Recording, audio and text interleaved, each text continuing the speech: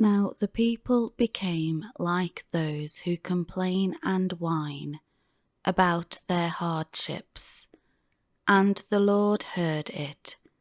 And when the Lord heard it, his anger was kindled, and the fire of the Lord burned among them, and devoured those in the outlying parts of the camp. So the people cried out to Moses, and when Moses prayed to the Lord, the fire died out. He named that place Taberah, the place of burning, because the fire of the Lord burned among them. The rabble among them, who followed Israel from Egypt, had greedy desires for familiar and delicious food. And the Israelites wept again, and said, "Who will give us meat to eat? We remember the fish we ate freely and without cost in Egypt, the cucumbers, melons, leeks, onions and garlic. But now our appetite is gone. There is nothing at all in the way of food to be seen but this manna." The manna was like coriander seed, and it looked like bdellium. The people went about and gathered it, and ground it in mills, or beat it in mortars, and boiled it in pots, and made cakes with it, and it tasted like cakes baked with fresh olive oil. When the dew fell on the camp at night, the manna fell with it. Now Moses heard the people weeping in self-pity throughout their families, every man at the doorway of his tent, and the anger of the Lord blazed hotly, and Moses regarded their behavior as evil. So Moses said to the Lord, "Why have you been so hard on your servant? And why have I not found favor in your sight, that you have placed the burden of all these people on me? Was it I who conceived all these people? Was it I who brought them forth, that you should say to me, 'Carry them in your arms,' as a nurse carries the nursing infant, to the land which you swore to their fathers? Where am I to get meat to give to all these people? For they weep before me and say, 'Give us meat, so that we may eat.' I am not able to carry all these people alone, because the burden is too heavy for me.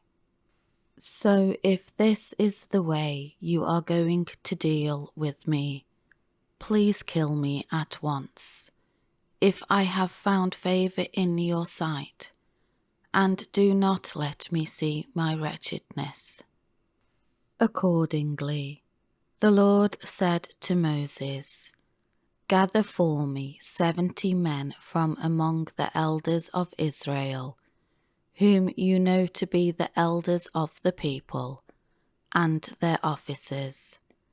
Bring them to the tent of meeting, tabernacle, and let them stand there with you. Then I will come down and speak with you there, and I will take away some of the Spirit who is upon you, and will put him upon them, and they shall bear the burden of the people with you, so that you will not have to bear it all alone. Say to the people, 'Consecrate, separate as holy, yourselves for tomorrow, and you shall eat meat, for you have wept in self-pity, in the ears of the Lord, saying, Who will give us meat to eat? For we were well off in Egypt. Therefore the Lord will give you meat, and you shall eat. You shall eat, not 1 day, nor 2 days, nor 5 days, nor 10 days, nor 20 days, but a whole month, until it comes out of your nostrils and is disgusting to you, because you have rejected and despised the Lord who is among you, and have wept in self-pity before him, saying, Why did we come out of Egypt? But Moses said, The people among whom I am are 600,000 fighting men on foot, besides all the women and children. Yet you have said, I will give them meat, so that they may eat it for a whole month. Should flocks and herds be slaughtered for them, to be sufficient for them? Or should all the fish of the sea be collected for them, to be sufficient for them? The Lord said to Moses, Is the Lord's hand, ability, power, limited, short, inadequate? You shall see now whether my word will come to pass for you or not. So Moses went out and spoke to the people the words of the Lord, and he gathered 70 men from among the elders of the people, and stationed them around the tent, tabernacle. Then the Lord came down in the cloud and spoke to him, and he took some of the Spirit who was upon Moses, and put him upon the 70 elders. When the Spirit rested upon them, they prophesied, praising God and declaring his will, but they did not do it again. But 2 men had remained in the camp, one named Eldad, and the other named Medad. The Spirit rested upon them. Now they were among those who had been registered, but had not gone out to the tent, and they prophesied in the camp. So a young man ran and told Moses and said, Eldad and Medad are prophesying, extolling the praises of God, and declaring his will in the camp. Then Joshua, the son of Nun, the attendant of Moses from his youth, said, My lord Moses, stop them. But Moses said to him, Are you jealous for my sake? Would that all the Lord's people were prophets, and that the Lord would put his Spirit upon them.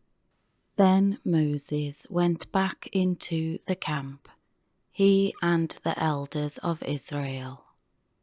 Now there went forth a wind from the Lord, and it brought quails from the sea, and let them fall, so they flew low beside the camp, about a day's journey, on this side and on the other side, all around the camp, about 2 cubits, 3 feet deep, on the surface of the ground.